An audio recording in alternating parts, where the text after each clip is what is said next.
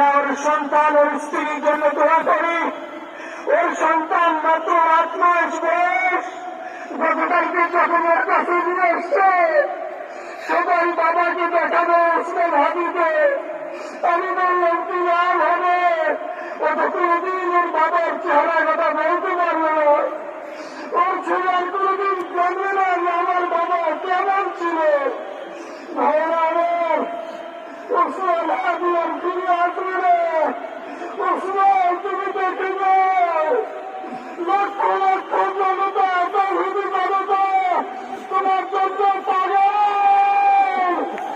ওসমান তুমি মরো নাই, তুমি আমাদেরকে পাগল বলে দিয়ে গেছো।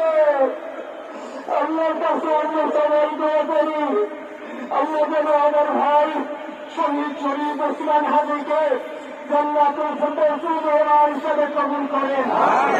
আল্লাহ তাআলার কাছে দোয়া করছি, আল্লাহ তাআলা আমরা যারা বেঁচে আছি ইমানের সাথে স্বাধীনতার সার্বভৌমত্ব রক্ষা করে তৌহিদের দ্বীপ বাংলাদেশকে যেন আমরা রক্ষা করতে পারি, সেই তৌফিক আল্লাহ তাআলা আমাদের নসিব করুন।